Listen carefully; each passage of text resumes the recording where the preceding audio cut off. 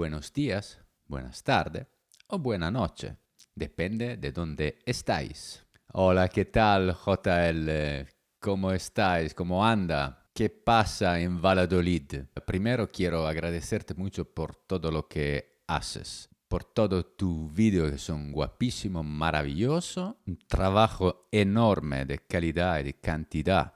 Trabajo de coraje, como lo que tú haces con la granja humana. Hace muchísimo tiempo que te sigo, muchísimo tiempo que miro tu video encantador. Uno de los últimos que has hecho, Las fronteras de la Matrix, está de verdad fenomenal.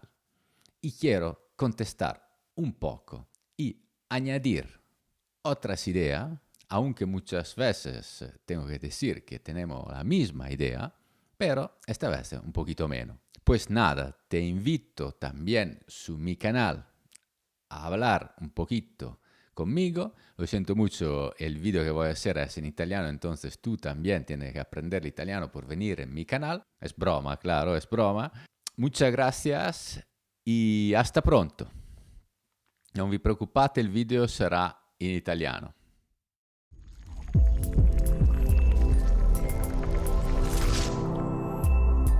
Ciao a tutte le videoamatrici e a tutti i videoamatori di Senza Fissa Dimora e benvenuti in questo nuovo video. Come avrete capito è un video di risposta a un altro video che ha fatto JL, Luis Camacho, un blogger molto famoso con un canale YouTube da non mi ricordo neanche più quanti milioni di follower, che tratta argomenti, diciamo, non tanto nel frame. Il canale si chiama Mundo Desconocido e tratta appunto di misteri e di storie affascinanti. È un canale che seguo da tantissimi anni, ma veramente tantissimi anni. Non guardo tutti i video che fa, ma alcuni video sono sicuramente molto interessanti da guardare perché a volte il suo punto di vista è particolare e altre volte è abbastanza vicino al mio punto di vista. E questo video che ha fatto, che si intitola La frontiera della Matrix, che sarebbe i limiti della Matrix, come ho tradotto, io lo sposo in gran parte, ma non nella totalità. Ci sono dei punti determinanti che secondo me JL ha tralasciato, o che secondo me non conosce, o che secondo me semplicemente non la pensa come la penso io, e ci mancherebbe altro, altrimenti sarebbe di una noia mortale la vita, se tutti la pensassimo uguale. Sarei molto orgoglioso di poterne parlare con JL, ma non credo che sia mai possibile tutto ciò. Ma indipendentemente da questo, oggi volevo condividere con voi le sue informazioni che lui rilascia in questo video. Vi invito a guardarlo se non l'avete guardato e aggiungere le mie informazioni, la mia visione alla sua visione per forse averne una un po' più completa. Ma bando alle ciance e passiamo alla cosa concreta. Innanzitutto, per capire quali sono i limiti della Matrix, bisogna per forza capire che cos'è la Matrix, o meglio, che cosa intendiamo dire quando si parla di Matrix. Matrix è la percezione della realtà, per dirla come la direbbe Morpheus nel film Matrix, Matrix è tutto quello che hai attorno. Sono gli odori, sono le emozioni, sono gli amici, il lavoro, insomma tutto quello che è la nostra vita, che noi percepiamo con i nostri sensi. E qui aggiungo qualcosa che per me è fondamentale, che forse a volte sia nel Matrix che JL non approfondiscono sufficientemente, ed è cioè che per descrivere la Matrix bisogna partire da una visione olistica, dove anche il non visto, il non sentito, il non percepito gioca un ruolo determinante. Perché dico questo? Perché in qualsiasi scala che noi possiamo fare rientrare i nostri sensi, quindi per tutto quello che è ad esempio la scala della luce, no? Che va dalle frequenze più basse alle più alte. La stessa cosa succede con i suoni, dalle frequenze più basse alle più alte. La stessa cosa succede con le onde elettromagnetiche che noi percepiamo al contatto. Quello che noi sentiamo con la nostra pelle è un campo magnetico. Più di una volta i grandi fisici di oggi ci hanno detto che lo spazio tra gli atomi, tra quella che viene identificata come massa dell'atomo e l'altra massa dell'atomo, è enorme, cioè la massa è veramente, veramente piccola, per quasi dire introvabile, mentre tutto il resto è un legame elettromagnetico. Quindi sostanzialmente quando noi accarezziamo un tavolo, ciò che noi vediamo è una superficie compatta, lucida e solida, ma in realtà ci sono degli spazi vuoti enormi tra un atomo e l'altro. E questo mi dà spunto per dire una cosa che Hotele non dice e che per me è proprio fondamentale ed è una differenza molto grande tra come io vedo la Matrix e come la vede Hotele nel suo video, e cioè lui rappresenta questa Matrix proprio con un cubo, che è vero che è stato preso molte volte, soprattutto dall'arte moderna, come rappresentazione della realtà, ma è perché è legato a dei fattori molto materiali, perché rappresenta la realtà materialista, non rappresenta la realtà in sé per sé, rappresenta quella materialista, perché al suo interno ha, non nascosto, ma ben evidente, questa grande regola, questa grande base della nostra misurazione della realtà, della nostra percezione della realtà, che sono i tre assi X, Y e Z. E tra le altre cose il cubo è anche la rappresentazione del sistema cubico a facce centrate dell'oro, e cioè questo qui, dove ha un atomo di oro in ogni vertice e al centro di ogni faccia del cubo. Qui, secondo me, bisogna invece fare un salto di qualità per rappresentare la Matrix. È l'unica, la sola, secondo me, figura che rappresenta nella totalità la Matrix è questa, cioè una sfera. Perché rappresenta meglio una sfera? Perché le dimensioni non sono tre. Le dimensioni che conosciamo noi, almeno possiamo metterne dentro 4, poi ci sono delle teorie che arrivano fino a mettere 11 dimensioni, come nella famosa teoria di Einstein, ci sono 11 dimensioni al suo interno. Però noi, per essere sinceri fino in fondo, bisogna almeno che inseriamo un'altra unità di misura, che è questa, il tempo.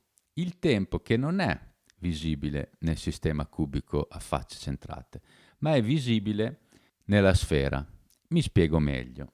Il tempo, per essere giustamente rappresentato, deve per forza associarsi, e qui vengo a una citazione di uno dei più grandi scienziati contemporanei o quasi contemporanei, e che lui viveva a Imola, non so in quanti di voi lo conoscono, ma è Ichina, e disse una cosa splendida e verissima, che tutto ciò che esiste, tutto ciò che noi vediamo, si muove. Quello che non si muove non esiste. Per questo la rappresentazione della sfera implica a insito il movimento, cioè se la sfera si muove o no, noi non la vediamo. In questo foglio bidimensionale che è disegnato, noi non possiamo dire se la sfera si muove o no. Per dargli un'altra dimensione dobbiamo creare queste linee e quindi creiamo un movimento. Per me la rappresentazione più vicina al movimento è la sfera,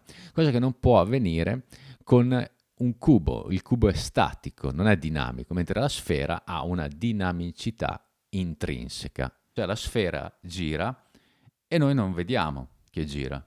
La più grande rappresentazione di tutto ciò ce l'abbiamo sotto al nostro sedere tutti i giorni. La Terra gira, ma ciò che noi percepiamo è che si è ferma.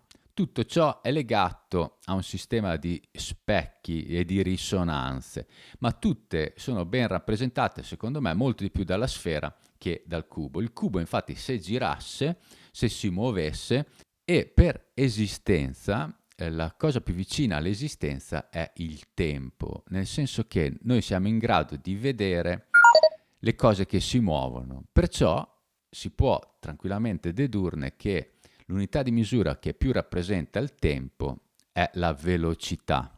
E in buona sostanza, per me, ci sono due cose che vanno tenute in considerazione quando parliamo di velocità. La prima è la velocità della luce, la seconda è la lunghezza d'onda, perché onda o particella sono la luce e nello stesso tempo sono ciò che pulsa, ciò che si muove pulsa e quindi ciò che si muove genera campi magnetici misurabili che dopo andremo a analizzare nel particolare quando arriveremo a parlare dei limiti della matrix. Come abbiamo detto all'inizio di questo video, tutto quello che noi percepiamo è soggetto a un limite, cioè se noi potessimo prendere una banda molto grande dove possiamo racchiudere tutte le frequenze che conosciamo, da quelle sonore a quelle visive, a quelle di tutti i nostri sensi, di tutto ciò che noi è la percezione, quindi di tutto quello che è la matrix, quello che noi saremo in grado di vedere, noi come esseri umani, è una minima parte. Infatti abbiamo un limite per quello che riguarda le frequenze visive, la luce, abbiamo un limite per quello che riguarda l'udito, che non è il limite della Matrix, ma è un limite molto più piccolo che potremo racchiudere proprio in una banda di questo genere, come se noi vedessimo solo dal punto A al punto B, mentre la Matrix vede dal punto C al punto D. Ma, e qui veniamo al grande, ma anche la Matrix si trova nella stessa esatta condizione nostra. Cioè possiamo benissimo pensare che il punto D e il punto C siano comunque dei limiti che, se paragonati a qualcosa di più grande, hanno un po' la stessa funzione che il punto A e il punto B. È come se la nostra percezione dal punto A al punto B fosse legata ad un imbuto e che anche la stessa matrix sia soggetta a questo imbuto. E se noi lo potessimo dipingere esattamente come tale, cioè come un imbuto, questo è quello che potrebbe venire fuori. Cioè una creazione ancora superiore in grado di farci percepire questo sistema solo tramite una fascia limitata di sensi e di visibile, che è molto probabile e che non è rappresentativa, secondo me, nel cubo, ma lo è nella sfera. Bene, ma quali sono i limiti? Il primo limite su cui sono partito in questo grafico è il tempo. Perché è il primo limite? Perché è un'unità di misura necessaria, una dimensione necessaria, ma ha lei dei limiti stessi. Il primo limite è quello legato alla velocità. Ora ritorno alla formula di Ghina, cioè che quello che non si muove non esiste, e quindi alla velocità 0 la prendo come limite minimo, velocità massimo circa 300.000 km al secondo, siamo a 299.986 credo, circa 300.000 km al secondo. Poi io personalmente aggiungerei questo è un fattore determinante, che io non so in quanti di voi lo conoscono, ma da questo punto qui a questo punto qui è la lunghezza d'onda e si misura in Hertz. Questo è un Hertz. Ora, anche l'Hertz ha un limite minimo e un limite massimo. Ammettiamo che la velocità minima della lunghezza d'onda sia 1 e quella massima è 10 alla 30, cioè questo numero qua. Questa è la massima e la minima, quindi questi sono i limiti più bassi e più alti delle frequenze. Bene, cancelliamo anche questo e continuiamo con i limiti della matrix. Un altro limite della matrix è la temperatura e si va da un meno 273 gradi centigradi a un più 4.000 miliardi di gradi centigradi. Bene, poi esistono dei limiti che non sono raggiungibili con dei calcoli matematici. Facciamo finta che la nascita sia l'opposto della morte e quindi il nostro limite di vita va dal momento in cui nasciamo al momento in cui moriamo. E questo succede praticamente per tutto ciò che vive e, se lo vediamo nell'ottica sempre di Higina, per tutto ciò che si muove, esseri umani, animali, piante, i pianeti stessi, le stelle, e alla vita e alla morte delle stelle, che sfocia in quello che è una catastrofe, cioè l'esplosione di una stella, e che è, in alcuni casi, la generazione di un buco nero,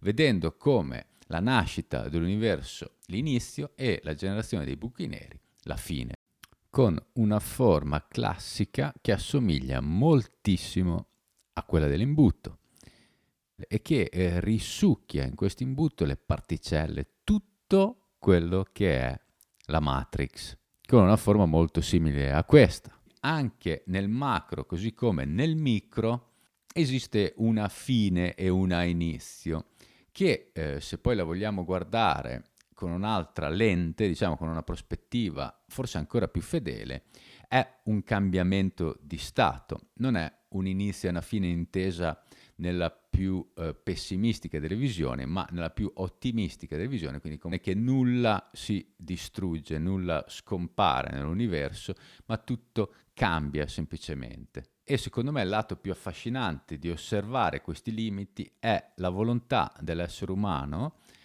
di oltrepassarli. Infatti sicuramente anche voi che siete dall'altra parte, quando mi avrete sentito elencare tutti i limiti che ha la Matrix, che potrebbe avere la Matrix, quelli misurabili o quelli misurati, bene, moltissimi di voi sicuramente avranno pensato a valicarli, avranno pensato di conoscere qualcuno che era in grado di valicarli o di aver letto qualcosa che parlasse di esperimenti di tutti i generi che dimostravano, ad esempio, che il tempo non esiste, che la velocità della luce si può superare, che le temperature minime o massime non sono quelle che vi ho elencato io. Bene, tutto questo fa parte di uno splendido meccanismo che è quello umano di volere oltrepassare i propri limiti affrontando le proprie paure. E credo che i limiti della Matrix vadano proprio presi così, fatti per essere abbattuti, fatti per essere oltrepassati. Vi ringrazio tutti per aver visto questo video fino a qui. Se vi è piaciuto mettete un pollicione in su, condividetelo nei vostri social più che potete, iscrivetevi al canale se non l'avete ancora fatto e ci vediamo al prossimo video. Ciao!